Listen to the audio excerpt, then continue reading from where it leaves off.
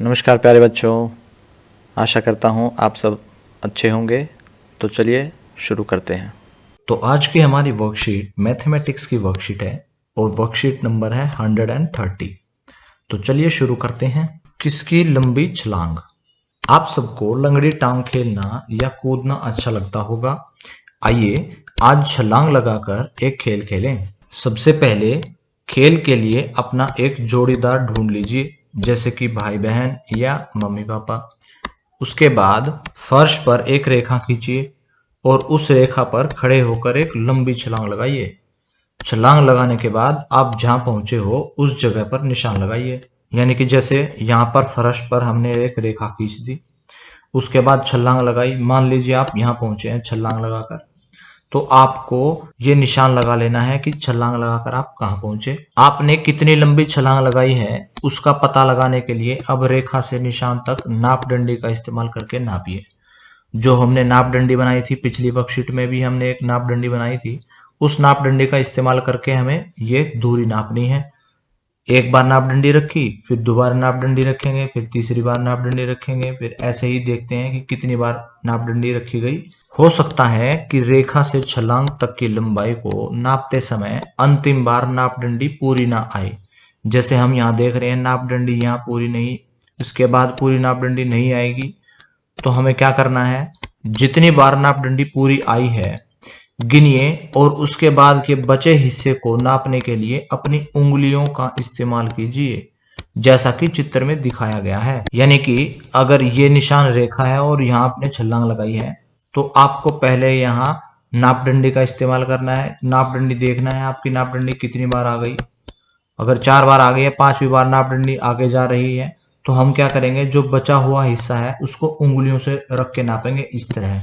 आपके बाद आपके जोड़ीदार, जो कि आपने जोड़ीदार चुना हुआ था, जैसे भाई बहन में से किसी एक को बोला होगा आपने, या दोनों को बोला हो, मम्मी या पापा को बोला हो, तो उसके बाद जोड़ीदार भी रेखा से निशान तक आपकी छलांग को नाप डंडी और उंगलियों की मदद से गिने। तो जो जोड़ीदार हैं आपके, वो भी रेखा से लेके छलांग तक के निशान को नापेंगे नाप डंडी और उंगलियों की मदद से ही। आपके जोड़ीदार भी छलांग लगाएं और नाप डंडी से नाप करके देखें। यानी कि यही काम जोड़ीदार को भी करना है।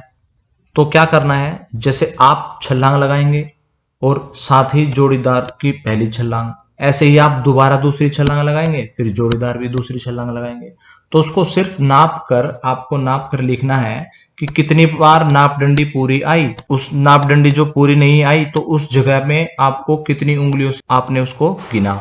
अगर मान लीजिए यहां तक नाप डंडी आपकी पूरी आ गई है 3 बार, लेकिन ये इतनी सी बची हुई जगह आपने उंगलियों से नापी, तो आपको लिखना है कि कितनी नाप डंडी पूरी आ गई और कितनी जगह आपने उंगलियों से नापी, कितनी उंगलियां आई उसमें, 2 उंगलियां आई, 3 उंगलियां आई, 4 उंगलियां आई, कितनी आई। तो ऐसे आपको पहली छलांग नापनी है कि कितनी बार नाप डंडी आई। हो सकता है 2 बार नाप डंडी आई हो, 3 बार आई हो, जितनी बार भी आई है, 10 बार आई है, 5 बार आई है, वो यहाँ लिखना है। और बचा हुआ हिस्सा उंगलियों से नाप के यहाँ लिखना है कि कितनी उंगलियां आई हैं, 3, 4, 2। ऐसे ही आपके जोड़ीदार द्वारा छलांग का नाप, ये आपकी पहली छलांग है। आपकी पहली छलांग को आपने भी नापा है और आपके जोड़ीदार ने भी नापा है। ये आपके द्वारा जो नाप लिया गया है वो यहाँ पर आपको लिखना है कि नाप डंडी कितनी बार आई और उंगलियां कितनी बार। ऐसे ही जोड़ीदार भी उसका नाप लेंगे, नाप डंडी कितनी बार आई और उंगलियां कितनी बार आई।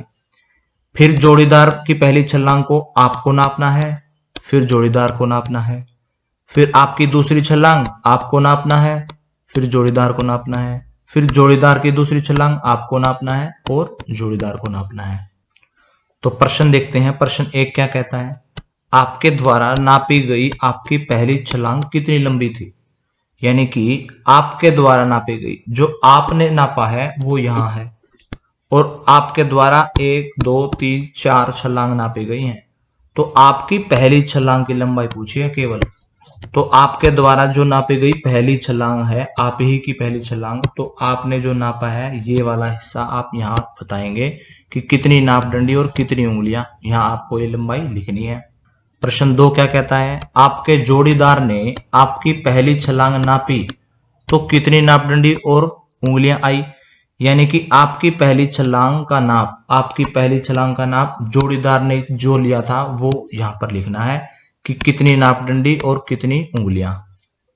ये प्रश्न 2 का जवाब हो जाएगा। प्रश्न 3 क्या कहता है, क्या दोनों की नापदंडी और उंगलियां बराबर आई हैं या कुछ अंतर है। यानी कि जो नापदंडी की संख्या यहां है क्या वही नापदंडी की संख्या यहां है, क्या जो यहाँ पे उंगलियों की संख्या है क्या वही यहाँ पे उंगलियों की संख्या है। अगर नहीं है तो क्या अंतर है, वो यहाँ पे आपको बताना है कि हाँ अंतर है या नहीं। प्रश्न 4 क्या कहता है, क्या यह अंतर चारों छलांग नापते समय आया है। क्या यही अंतर जो आपने देखा है प्रश्न 3 में, क्या यही अंतर चारों छलांगों में आया है। आपने यहाँ पे 4 छलांग नापी हैं, आपकी पहली छलांग और जोड़ीदार की पहली छलांग, आपकी दूसरी और जोड़ीदार की दूसरी छलांग, तो 4 छलांग का नाप है। क्या यही अंतर चारों छलांग में आया है क्या। आपको क्या लगता है कि ऐसा क्यों हुआ।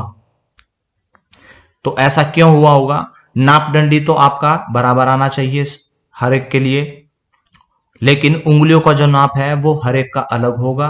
तो हर एक की जो संख्या है उंगलियों की वह अलग आएगी। जिसकी ज्यादा बड़ी उंगलियां हैं उसकी संख्या छोटी आएगी, जिसकी छोटी उंगलियां हैं उसको ज्यादा उंगलियां रखनी पड़ेंगी। आज की क्लास यहीं ख़त्म होती है। अगर आपके कुछ डाउट्स अभी भी बाकी हैं तो आप कमेंट सेक्शन में पूछ सकते हैं। कल फिर मिलेंगे, कुछ नया सीखेंगे। तब तक के लिए धन्यवाद। जय हिंद।